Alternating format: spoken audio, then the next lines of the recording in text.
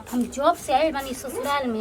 ये पहला दिन है जो मुर्गा बनत बटुए ना तैजा कुछ अतना मकच्चू समन की सास बाड़ी कि बना ना सकेली वो आज हफ्ता दिन के बाद बनाओ तो इनो तो देखो का करेली का ना करेली है फोड़ देना मुर्गा आई ना देनु जैसे ही धरे गोनी है वैसे ही ले ली है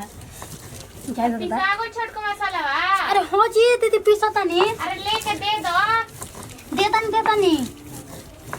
सब कोई के बाकी कुछ भी कहे दादा सब कोई के खाए के ना इतना जल्दी बाजी बाटे हम तो चाहत नहीं कि अब बन जाए खा ली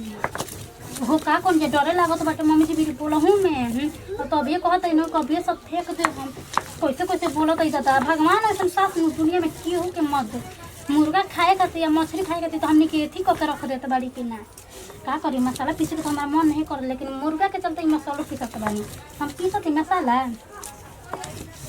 जल्दी जल्दी पीस के दे देता नहीं कि जल्दी जल्दी चटक मटक बना देता है हम क्या करम देखिए ना है ना रहिए जनो तो हम चुरा लुका के रख दें कि नहीं उसे भी आत्मा के बाद बनत बच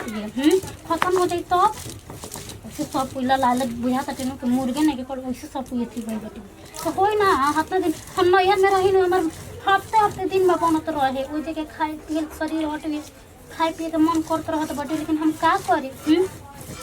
बतावा ये दादा एक साल पर मुर्गा बनाते हैं वो एक के हाला कैला के मारे न तो नहीं बनती है हम तो रही नैहर में अपना 5 साल पर एक दिन बनत रहे में खात रहे है महंगी के जुगा गो लोग के रोज रोज मुर्गा मछली खाई हो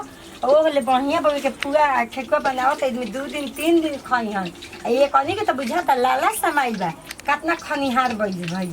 गई सन है मुँह आके धैले बैसन हो दादा गर्मी में ही ये कुछ बनाए के चाहिए कसम ने छूछे नूनू भाती में खा के इनमें अपन जान बचावत हन यहाँ लोग के ना मुर्गा बनी तो बनी अत पके धैले बैसन मेहरा नहीं घर में ले आइबो पियाजिया हो फोरन के लागल पियाजी लगे के पत्ता नहीं खे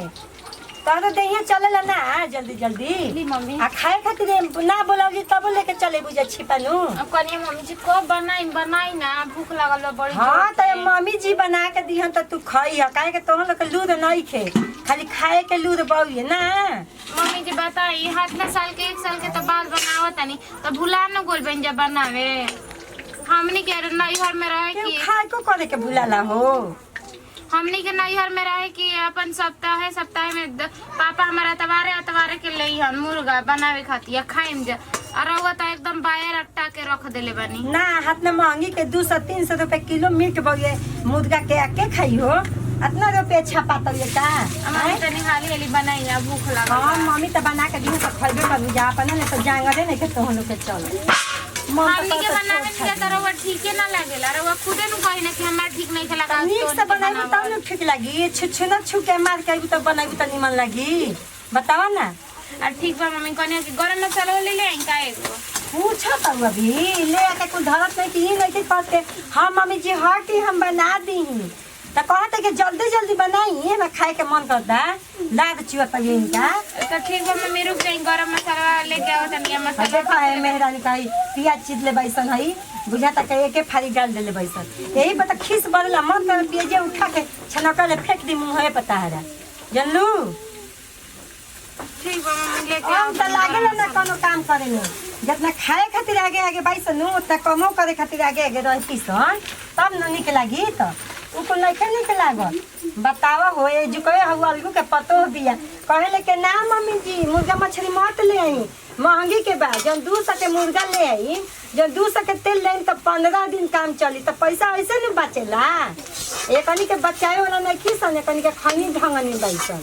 खासो ना बस तन के काम खत्म बाटे चाहे मत बाटे कमाए वाला नहीं जानता हो दादा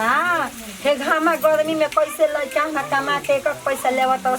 खेत में धान आ गहूम रोपत आदमी मर के घामा में आदमी काटत धान आ गहूम ले आई अभी लड़का खला सन ना खेत पगल बसन लेकिन के रोटी सब्जी ना बनावेला हो हमें कहीं फसौले बैसन आ जाई तो हाथ ना मने हमरा के बात बोली क्योंकि ई नहीं के बुझे माई के हां मन तो करता जाई करहिया में लेके अकेले खा ली लेकिन का करबू मम्मी जी ऐसा बाड़ी नु कि मुंह में ले खाइलो निकाल ली हम देख ली हम तो अगर ऐसा हाली जाई छील के बतावा ऐसा सास भगवान नु दुश्मनों के नत दे खैला खैला बिना देह तोड़ देले भाई। बतावा हो आजू के देहिया टूटल काल गोले अलगो करी हन त कैसे आदमी करे। खैले रही तबे नु काल कमो करे में ठीक लागी। देह नई देहिया में जान रही तबे न आदमी कमो करी हो। चलो हाली हाली छील दही तो वो खातिर चिल्लाए लग जन कि का कर तड़े। का जी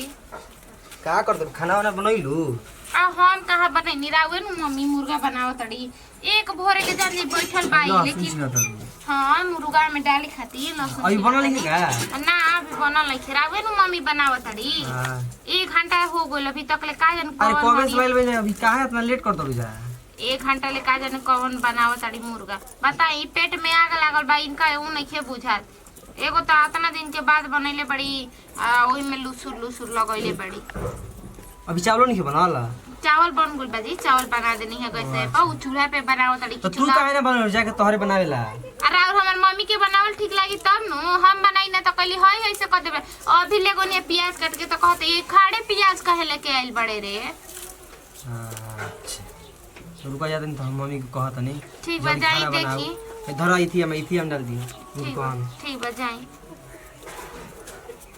ए छोटको मसाला पिसा गुल हो इहो तो लुसुर लुसुर लगैले बई ना कि हाली हाली करी आ बनाई खा। हाला कहला के मारे हम मुर्गा बनाते 1 साल पर तो हम मुर्गा बनाती हो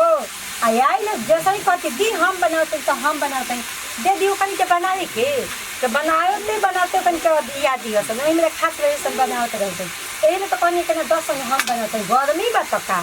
हम ही बना के अपना हाथ ले कहीं के बांट के दे तो देख सब तो कढ़ाई दे देबो तो कुल लेके पीसा आई थी चुस्ता कलेजा छाट छाट के लिखा सना खा जी हसन और ई दिन का बड़ा सारा जो खयन हो है एने तो देनी है ना बुझा तक ललाई बैसन कब बनी तो खा जी वही खातिर तो सब टक लगौले बैसन ताकत ऐसा कुल अपने अपने दुआरी पर लेके जल्दी बनो के जल्दी खाए। अब बुझा तक मसाला वसाला पिसाई के ना